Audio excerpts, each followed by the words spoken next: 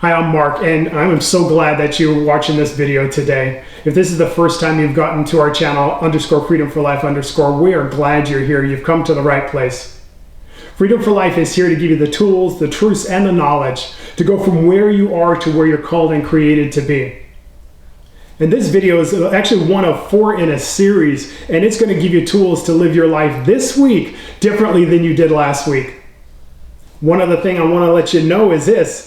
Stay to the end of the video. I have an announcement for you that you're going to want to hear. But why don't we get into the conversation? Let's get started, shall we?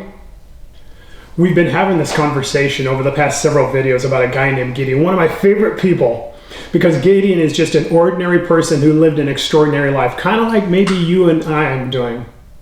But in Gideon, what we're going to find, and you've found already, is this. It's not really a story about Gideon or a testimony to his life. It's a mirror that we get to look through that shows us our life as well. And so a while back we had this video, and in this video it talked about Gideon from the place of identity, that everything starts with our identity. But there's challenges that come along, and this video is where we talked about that. And it's the freedom journey that we're on. The things that are standing in the way of the life that we're called and created for, right? But then in this video, we found out that there's also this thing called a calling on our life, the thing that we're created for, the thing, the mission, the purpose that's ours and ours alone. And in finding these things in identity, in this freedom journey, and also in calling, what we found out was this. There is a plan that God has for our life. And it actually is fairly specific, and He's so good in this. It's the same plan for everybody. First off, start with this. Who are you? Who are you created to be? Who are you as a person? The person on the inside that maybe you don't know and others don't know either. And by the way, what is standing in the way? Sometimes the hurts and the pains and life tends to tell us something about ourselves that's a lie, but it's a lie we believe. And so in this freedom journey, we get to take care of those things. Be free of those things that are standing in the way of the life that we're called to. And there is a calling. I'm saying it straight to you. I'm looking in your eyes when I'm saying this. There's a calling on your life. And it may be partially what you're doing right now. Not just vocation, but how you're living. Those things that you're passionate about that you do even when nobody's looking. But there's more. If you're breathing, you're living, you need to know this. There's more to your life than where you're at right now. It's not a bad thing. It should be really exciting, because that means that there's more things I can be involved in. There's more things I can have fun with. There's more things that I can unleash who I am into. That's the call on your life. And today we're going to talk about legacy. Because it is about identity. Man, who am I called and created to be? It's dealing with the stuff that's standing in the way. It's living out the life I'm called to. But then who am I handing it off to? And so we walk through this life with Gideon starting in the winepress, right? Where he was hiding from the enemies of the Israelites, the people of God. And in that place, he heard the voice tell him who he was. Didn't believe it. We went through some wrestling. He had to be convinced. And he also had to deal with the stuff in his own household, his father's things, the stuff he inherited that was stopping him from the life he was called to live. That's a message for somebody today. And then when he dealt with those things, immediately the enemy tried to come, right? Have you ever had that happen? Where you feel all encouraged, or you're feeling strong, you feel like all puffed up. Yeah, I am. I can do this thing. And then all of a sudden an obstacle happens. Then all of a sudden you get a flat tire. Then all of a sudden you lose your job. Then all of a sudden you get sick when you were going to go work out. Those things that stand in the way, that are trying to tell you that that calling's not yours. A lie from the pit of hell. He believed the calling, was convinced of it, and walked in it. And that gets us to Judges 7. We started in Judges 6. His life was played out throughout that whole chapter, even into 7. And then 7 happened. He did what God called him to do. The enemies of God fled. The Midianites and the Amorites fled. And it says there, then Gideon sent messengers throughout the mountains of Ephraim, and saying, come down against the Midianites and seize from them the watering places at Beth-barah and the Jordan. Then all the men of Ephraim gathered together and seized the watering places as far as Beth-barah and the Jordan. The places aren't what we're going to focus on. The name and the title isn't there. But what you do need to understand is this. Free people. But that's a word for you today, because here's the truth. In Gideon being set free and walking in the calling that he had the authority and the favor to call other people into their freedom as well. There's a phrase we have in Freedom for Life, and it's this: I can't take you to a place I've never been. So with Gideon, and maybe with us as well, I can't take you to a level of freedom I don't have, but what I do have, I can invite you into. And this was what it looked like in Gideon's life, and this is a word for you for your life as well. As you continue to walk in your freedom, walk in this journey that you're called to, inviting people to do the same. We're trying to become a freedom family, a freedom community that's living life together and elevating together into all we're called and created to be. You need to be a part of that. And so that's what Gideon did, and that's what we're called to do as part of our legacy in our life. But it didn't all go well. In Judges 8:1 it says this: Now the men of Ephraim, which is the ones that he had invited into their freedom, said to him, Why have you done this to us by not calling us when you went to fight with the Midianites? And they reprimanded him sharply. Have you ever met somebody who shows you their lack of freedom by what they say? And that was the case with him. Interesting, isn't it? In following after God, you'll find this in people. You'll find people who are brave in retrospect, who weren't willing to fight with you in the beginning, but blame you for not inviting him into it in the end. Every accomplishment you have will come with critics. And I'm not saying that to speak down or to give you negative self-talk. I just need to let you know, everything you do to elevate yourself into all you're called and created to be will have somebody who comes alongside to try and tear you down. It's the truth of people who aren't living in freedom. Hurt people, free people, free people. My encouragement for you today is this: pursue the victory anyway. Pursue the victory anyway. In Judges 8:6, we find other people that try to speak into Gideon's life as maybe they speak into your life and mine. It says this: And the leaders of Succoth, I won't go there. And the leaders of Succoth said, Are the hands of Zebah and Zalmunna now in your hand that we should give bread to your army? He was wanting to be fed. He was wanting to get provision. He was wanting them to come alongside and help out. And they basically refused. In following after God, you'll find this as well. The wait and see crowd. The folks that you thought would be with you and would be for you and maybe going along beside you were actually just standing around watching you. The people that you thought, hey, we're going to do this thing together. I remember when my wife and I started our preschool business. We had several different people who said, oh man, when you get started, we're going to be there with you. We're going to do there. And so we started. We signed on the dotted line. We opened the doors, and none of them showed up. But there was still a call on us. And the call wasn't, if people join you, you'll have a victory. The call was for us in our victory. And it's the same for you. Just because people don't come alongside and help. As with Gideon, whittling down from the 22,000 to 300, God knows how many people you need, and the one person you need looks back at you in the mirror every day. So even if nobody comes alongside you, even if nobody believes in you, even if nobody sees the thing that God has said that you're going to do, pursue the victory anyway. That's part of your legacy. So Gideon, he understood his identity. He walked in his freedom, dealt with the stuff that was standing in the way. He lived out his calling. He invited all the Israelites into that victory. And in that place, they did the natural thing, which was this. They said, Gideon, would you be our king? You need to rule over us because you did this amazing thing in our life.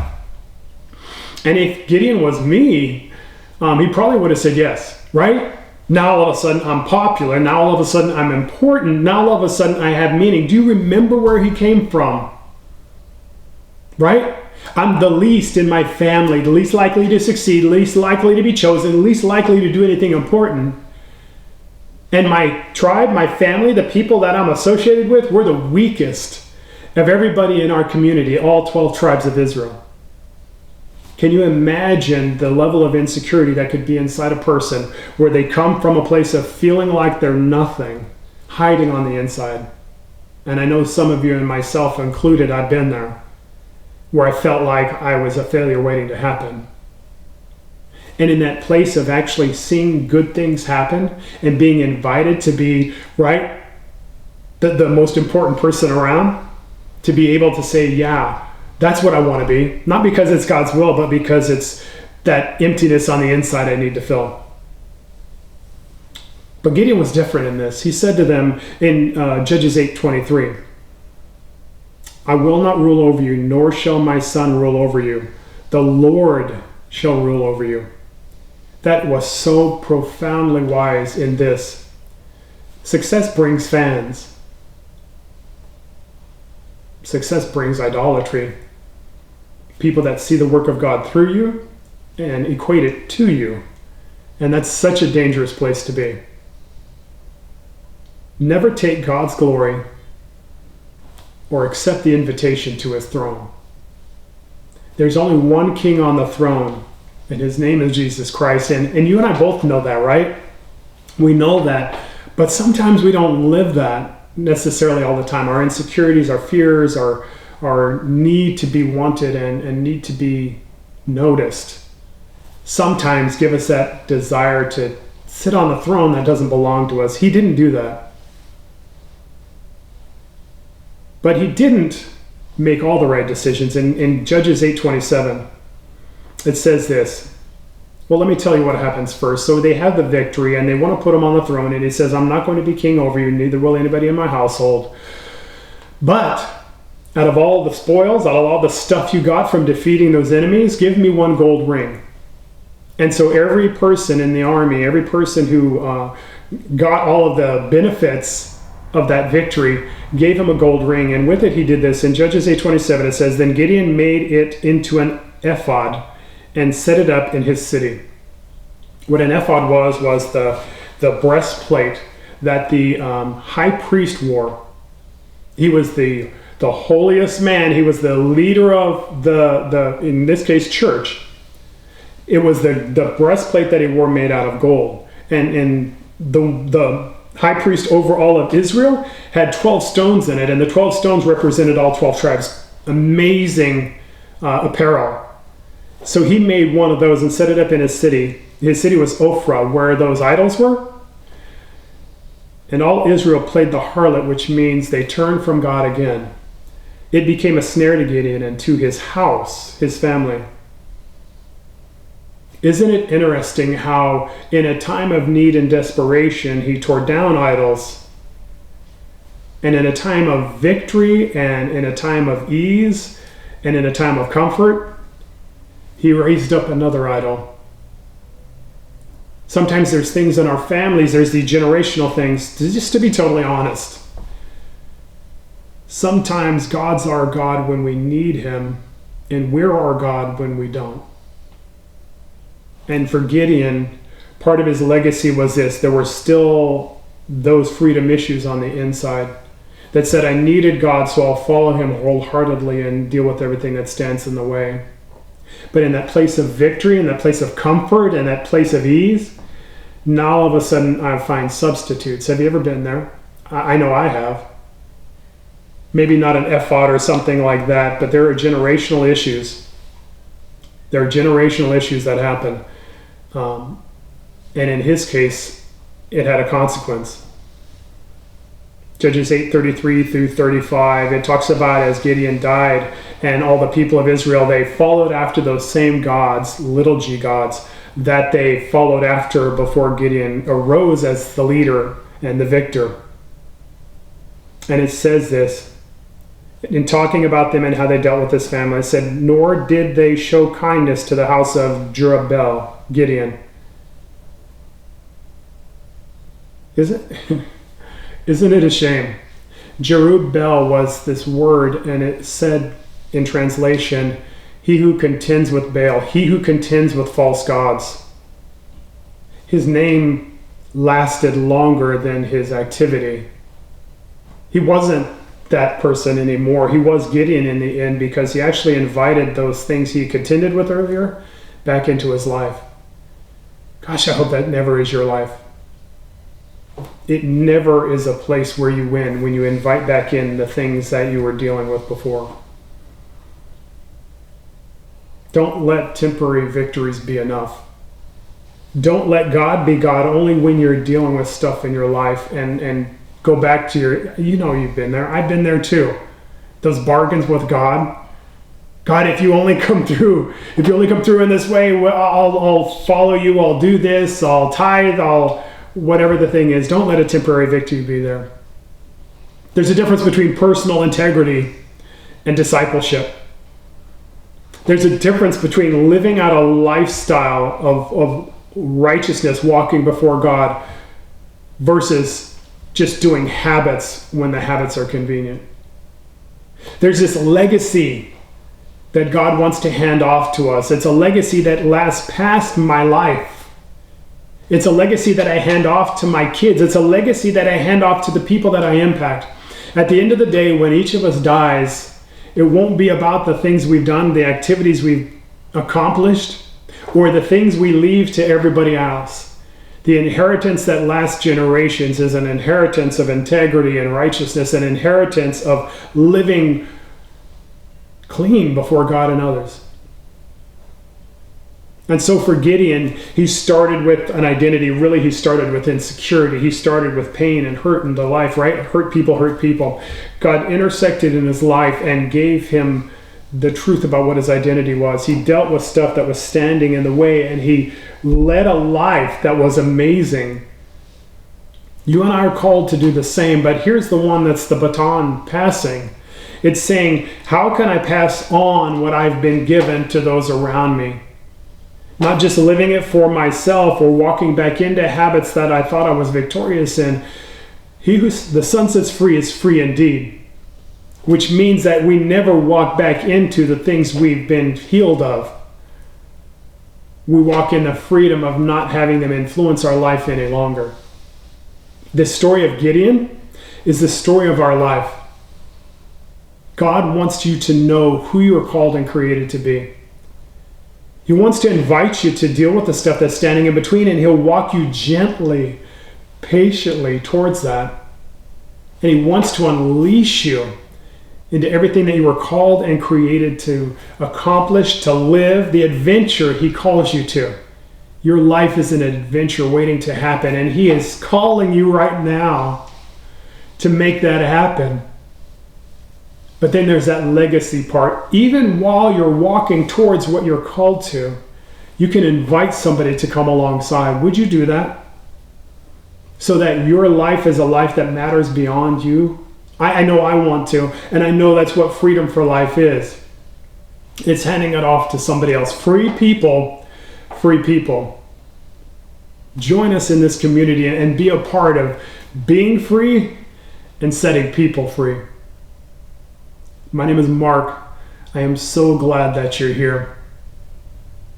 This is the last Sunday post I believe we'll have. I may add some more to what we're doing on Sundays because there's just stuff that I just want to get in front of you. But the announcement I have is that we are officially launching. I know we're 4 videos in, but we're officially launching Freedom for Life. The movement, the family, the community. And it'll be starting this Thursday.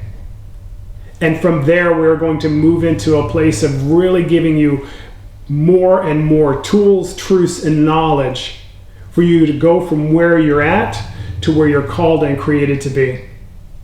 Join us in this. It's going to be amazing. And I know you're hearing me in this. You're called to have that life.